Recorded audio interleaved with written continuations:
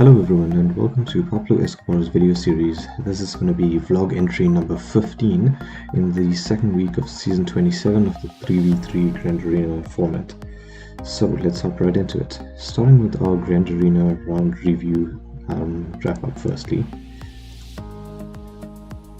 So this week there was quite a few positives, although not overwhelmingly so. The first round we came up against Darkstar 7 and put up a score of 963 against a score of 1721, so unfortunately a loss, and I got stonewalled by his Jedi Master Kenobi, Mace Windu and General Kenobi team. My champions for this week, and defensively speaking of course, was Rex, Barris and Fires, who were able to hold out two very solid defensive wins for me. But that team, I'm gonna have to try and figure out how to get around them, because I'm starting to see quite a few Jedi Master Kenobis every now and then. In the second round I was paired up against a player named Stannis, like the Baratheon type. But this was the one win for the week. I managed to put up a score of 960 against 941 and came away with quite a comfortable win. A lot of it was about pinch hitting, and my highlight for this was the Thridian team that I got inspired by Zaret's guide and had a bit of a relic punch up. I got stonewalled though by an SLKR Docker zombie team and managed to hold two defensive wins with my Geos for this week. So I just included this highlight clip of this Thridian team. I made a slight adjustment to the format that Zaret had shown in his video. So Zaret's team comprised of Thrawn, Gideon and Stormtrooper, but my Stormtrooper at gear 12 is rather relegated to defense. So I've got a gear relic 6 Thrawn, a gear 13 Moff Gideon, and a gear 12 Dark Trooper at the time of this.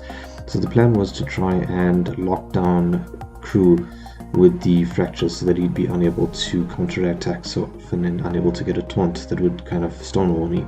Then went down on Sith Trooper first to get him out of the way and take out the major damage dealer, and then focused in on Kylo Ren with the mask. The nice thing about this team though is that there's a lot of mechanics to be able to recover protection, to debuff, and to keep the control firmly in your favor.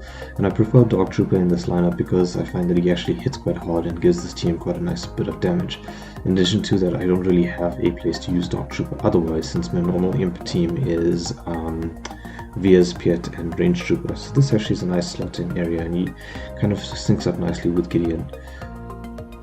So as you can see here, able to comfortably come away with 57 banners against a Relic 7 Crew, Relic 7 Kylo and a Relic 5 Sith Trooper. In the third round I went up against Mr. Neon, and unfortunately this was a loss of 1078 versus 1703. But the highlight was a series of misfit teams that I kind of just cobbled together, which is probably one of the nice things in 3v3, and sometimes it's just for the comedy value. But I got stonewalled by a Negotiator and Poe with the Resistance Vet Smugglers. Bastila and Iden both were able to hold up one defensive win. I think the Poe Vet Smugglers are not so much about the team dynamic, but more that I ran out of hard-hitting teams by the time I got to the back wall. But with this mismatched team, so Wampa was one of them, well, not quite a mismatch of himself, he was able to get some sort of redemption and be able to hit back against a Mon Mothma team here. I think a large part of it was the first few times I tried this, I got carried away with the screaming ability of his. So the first mismatched team was this Kylo with a mask, with Watt and the Armorer. And the idea here was to give the tank tech to Kylo and then give 3 stacks of Beskar so he continuously recovers protection. That, in addition to the fact that he's got a protection recovery on his second special, means that he's continuously topped up and does quite a decent amount of damage. But the tank tech allows him to remove the ability blocks and the dazes etc. that he might incur. Most of the ability blocks of this team. But he basically was a waiting game, and being able to try and get Jolee Binder out first so that I wouldn't time out. The idea being that once Jolee Binder was out, I could focus on the other 2 Jedi without worrying about the revives and getting caught in an endless loop. But it was a bit tedious because Jolee is surprisingly tanky and quite thick to get out. I think it's that high crit avoidance that he gets as inverse of his tenacity, something to that effect. But yeah, once Jolee was out, then JKR fell and Bastila was not too far behind. The next mismatched team was this Complement, which is like a bit of a bad joke. It's a pirate and a Jedi. That's one of my guildmates put it. The idea here was these were just some leftovers that I had, but it worked out surprisingly well. Han's double tap on a debuffed enemy works out quite nicely, and with Yoda there to keep topping him up, he managed to get a few hits in. So that's it for the Grand Arena update. We're now going to look over the account update, and in this regard I was able to make some decent progress on the account, especially towards the sea farm, which was quite interesting.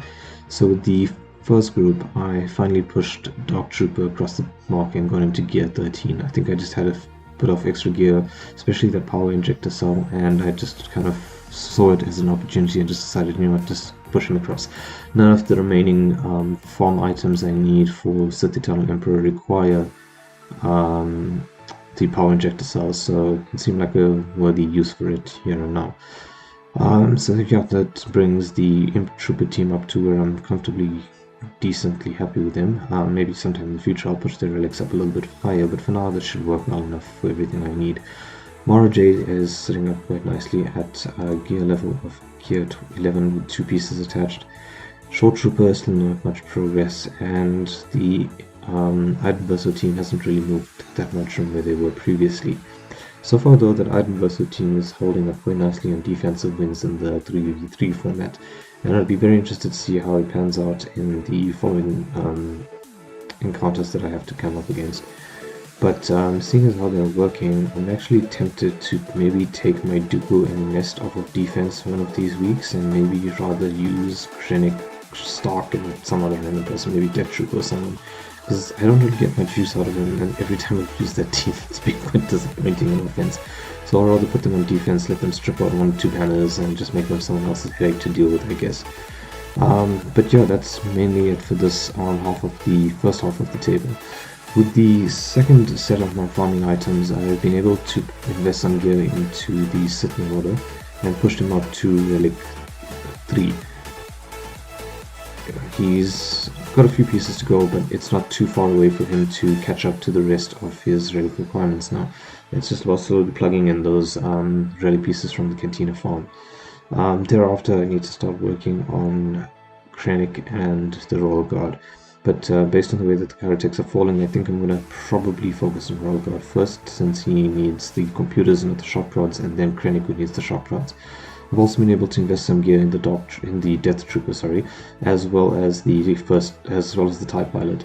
The TIE Pilot mainly just to try and get him moving along as I can progress him towards relic levels, which will be needed for the Executor, which is my next major farm. I was also able to invest some gear into the Armorer and to Watt, and that probably helped to make them a bit more viable of late. In the match where I used Kylo against the Jedi. In a way, it was kind of like a prototype testing of what Sith Eternal Emperor would be, just not as powerful. But there was a lot of luck in that match with the Jedi Knight Driven, with the RNG allowing them to focus on Watt first and then the Armorer later, after she'd been able to pass over 3 stacks of Beskar. But I'm thinking that that Armorer will have to get to Relic 5 to be survivable, to be able to help with the Sith Eternal Emperor. But we'll see as we go along with that. So looking over the account update for this past week, there's been some steady progression in all regards, and I'm pretty happy with that, to be honest. So with the Galactic Power, we've been able to go from 4.81 million GP to 4.87, so again about 60k GP. Currently this Marauder is at Relic 3 at the time of this video, and I'm only progressing towards the Relic 7 requirement for C. Krennic is at gear 12 with 2 pieces attached, and Royal Guard is at gear 12 with 3 pieces attached. As I mentioned, the Karatech was the deciding factor, and that's probably going to lean me towards pushing Royal Guard across the gear 13 mark first. Gear 12 I'm currently still working on Wat Tambor, who is at gear 11 plus 3, and the Armorer is at gear 9 plus 5. My energy forms continue to remain the Armorer, Hunter, Resistance Hero Finn, IG-2000, and the TIE Bomber. With the Zetas, I'm still saving up Zetas for C. I'm currently sitting at 100 out of 120 Zetas. And the Omicron, I'm currently sitting at 32 out of 20, with the idea that I wanted to save for Darth Malbus.